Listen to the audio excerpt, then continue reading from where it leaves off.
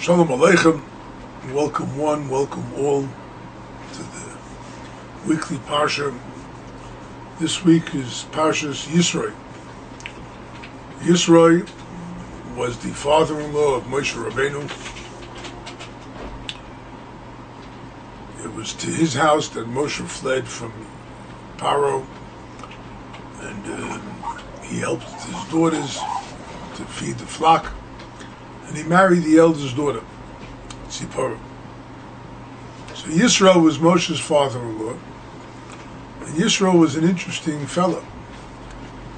Yisro was a leading idolater, perhaps the leading idolater of the generation.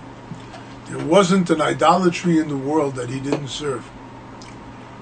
And yet, when Moshe came to his house, he recognized, just even before actually when Moshe Rabbeinu came, he recognized the greatness of Moshe, but even before that actually, he recognized that the idolatry was nothing. So the Parsha starts off, Vayishma Yisro. Yisro heard all the things that Hashem did to the Jews. They took them out of Egypt, they split the Red Sea, he had the battle of Amalek, the manna, the water, everything that was happening, all the miracles, the clouds of glory that surrounded the Jews and whatnot. It says, Vayishma Yisro. So the Svarim asks, Yisro was the only one in the world that heard what took place, right? Yisro was the only one. The Zohar answers, no, everybody heard. Everybody knew what was going on with the Jews. I mean, Amalek came to do battle because they heard of miracles that are happening to the Jews. So everyone heard that. But Yisro, Vayishma. Vayishma means he heard with his ear. Good. He listened. He took, he observed what was going on, and he learned a lesson from it. That's Yisro. Yisro is somebody who learns the lesson, who is willing to look at everything that's happening around him and to recognize the truth and to shed and shun all idolatries and all the falsehoods that we live with, all the disruptive moments that we make for ourselves by getting involved with all the different things that we do and misleading ourselves and distorting the true picture of our lives. Yisro was not that way. So the Gemara says, why was he called Yisro? From the word extra, yeter, extra, because he added a parsha in the Torah. He added a whole parsha in the Torah. That's what happens when we listen. Rabbi says elsewhere, PARSHA SHMOT, he says, this is Numbers chapter 33. It says there, Eila Masei B'nei Yisrael. These are the travels of the Jews. They went, they traveled, they did this. And it has a whole listing there of every place they camped and decamped, and they encamped in the new places. They went again. Right? What's going on here, says Rabbi Nosson, is that to teach you that Yisro added a parsha in the Torah, you could too. All your life, when you get up and when you go down, when you travel, when you stay in one place, wherever it is that you're doing, Vayachanu, Vayisu, Vayachanu, whatever you're doing, you are making Torah happen. You are making Hashem's Torah applicable to you. You're making Hashem's Torah part of you. You're making Hashem's Torah something that you can get involved with, that you could do, that you could be part of. You are writing it. You are writing that Torah. It's amazing. It's really amazing what a person can do. And that's what happened with Yisro. So Yisro came out to the desert, and he brought Tzipora, Moshe's wife, and they had two children, Gershom and Eliezer, and he brought them to the camp of the Jews. But Moshe Rabbeinu took them with him when he went to Egypt to redeem the Jews. What were they doing by Yisro? right? When he came, Aaron told Moshe, don't bring your children into Egypt, right? Right now it's quiet for them. You bring them in, who knows what's going to happen here till we get redeemed and whatnot. We will get redeemed, but when, I don't know what's going to happen till then. So he sent them back. Moshe sent them back to Yisro. Now Yisro reunited the families together again, Baruch Hashem. And Moshe made a big feast in honor of Yisro. The next day, Yisro takes a look. Moshe Rabbeinu was sitting on a chair. He's the king. He's the ruler of Klal Yisrael. And they all come to him with their problems. And everyone piles up every day. We have this problem, we have this problem. It's a financial dispute, it's a seeking advice, whatever it is that you're supposed to be doing. So they come to Moshe. Moshe sits like a judge, king, on his chair. And people line up outside his door. Okay, next. This is going on. What's going on here? All right? Yisro takes a look at him. He says, no way. You can't do it all by yourself. You're a tzaddik. You're beyond time. You're beyond space. You can go without food. He went 40 days and 40 nights without food. You can go without drink. You can go without sleep. You're a different person. The average person can't. You can't have them line up. You're actually embarrassing the people.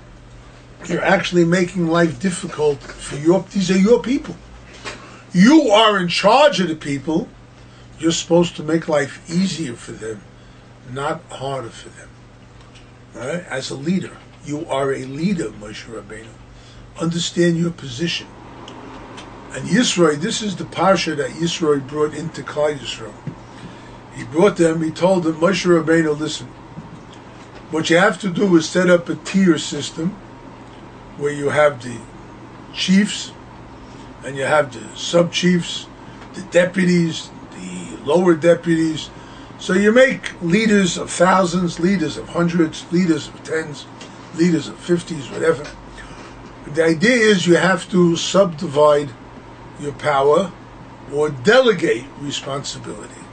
That's what Moshe Rabbeinu, Yisro was telling him to do. Learn to delegate responsibility. You don't have to take everything upon your shoulders, right? If they have something difficult, they'll come to you. But you have to learn to delegate authority. It's the same with all of us. We have a house, let's say, we have a few kids, we have older kids, we have younger kids. We kind of delegate the authority to the older kids to take care of the younger kids.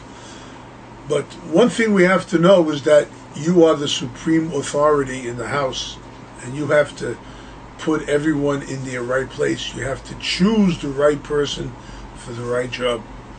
Rabbi Nachman told the story of the exchange children. This is not this is not the time to tell the story, but it's about two children whose lives became mixed up. Each one ended up in the other's position, and whatever was going on, right, the end result of the story is that the true prince, the prince who was really the leader, who was really meant to be the person in power, the person in position, he told everyone how to put yourselves in the right position. That's what Yisro was doing. Yisro was telling every one of us, you have your place in society. You have your place in the household. You have your place in your community. Right? Be yourself. Don't be somebody else. Be yourself. That is one of the most important lessons. This is what the Rashi explains in the beginning of the Parsha. Yisro told Moshe, he added a Parsha in the Torah, right? Everyone has to be in their place, right? Know what your strengths are. Know what your weaknesses are. Whatever it is, stay in your position. Don't try, the grass is greener on the other side of the fence. Maybe.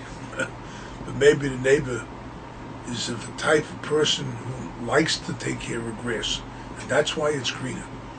It doesn't mean that you have to be in that on that lawn. It doesn't mean that.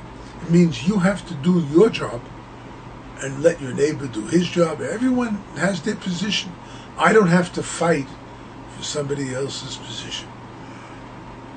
Yisro told Moshe Rabbeinu, if you do this thing, you'll be able to take it. You as the leader, having delegated authority, you'll be free to do what it is you have to do in order to lead.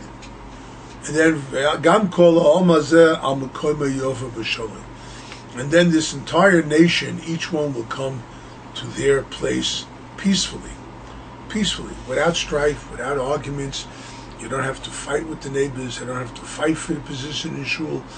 I can voice my opinion. Yeah, okay. Rabbi Nachman taught, the eternal of Israel will not lie. What's the connection between the eternal and lying or whatever? Rabbi Nachman teaches in Likutei Moharan, lesson 122, Hanitzachon eino sovel eto emet, that to be victorious, I cannot swallow the truth. If I have that attribute of victory, I must win. I must get my opinions across. I must have people follow what I say. If I have that attitude, then I won't accept the truth. Why not? Because if I'm so involved with all the different things that are taking place, if I see the person has a good idea, but I can't have it, because then I won't win. So, learn, as Yisro was teaching us, stay in your place. Don't go for victory, go for eternal truth. The eternal of Israel does not have falsehood. And that's one of the first major lessons that we have in PARSHA Yisro, that everyone has to stay in their position. Why do you have to be in your position? Well, because God is giving us the Torah. God is giving us His wisdom. God is giving us the 10 Commandments, right?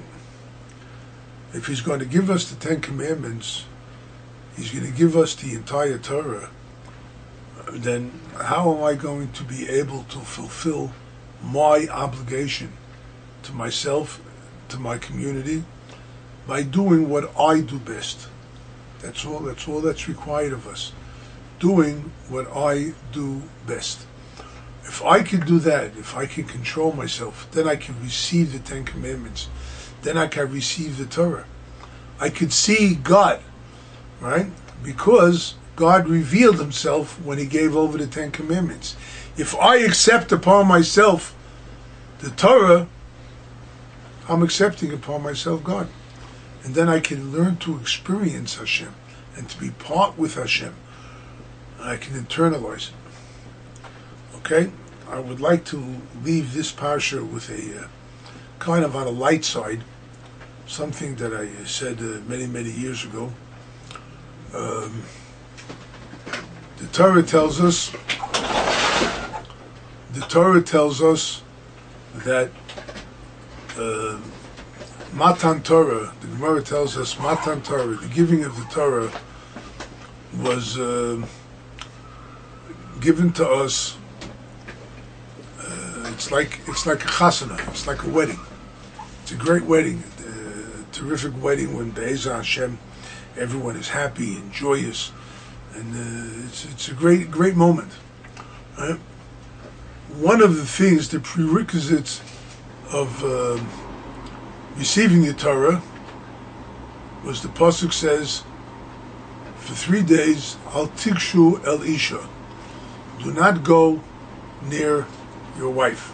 This was for reasons of purity, so that the Jews, when they accept the Torah, they will all be in a state of purity. So everyone will be pure. So in a light manner, I said once, when I was marrying off my first kid, I noticed that there's always a lot of tension in the family before a wedding. There's always a lot of tension and problems and difficulties that come up, right? Especially it's a parent and a child, especially a mother and daughter. There's incredible tensions that go on. And what I said then was giving the Torah is like a wedding, right? Torah, it says, Al tikshu elisha. If you want Torah, then you have to have a state of purity. Don't go near your wife. So too, when you're making a wedding, don't go near your wife. Let her do whatever she's doing for the wedding. Let her make the preparations, the color schemes, and what you're going to have, and the caterer, and all the things that take place. Don't bother with it. Take it easy, relax. That's also a lesson of Torah. I say that only in a light vein, so that we should have a little smile on our faces. Hashem, many of you will marry off your children. You'll understand what I mean. Those of you who have married off your children know what I mean. And may Hashem bless us all. There should always be simchas and joy and happiness. My granddaughter got engaged, so we're looking forward to a wedding. I imparted these words of wisdom to my son. Let him worry about it. May Hashem bless you all, that you all have joy and happiness, and we really experience the joy of receiving the Torah like we did at Sinai. And every day, as Rashi says, it should be new, and we should refresh ourselves. Amen v'amen. Have a good Shabbos and a good Yom Tov.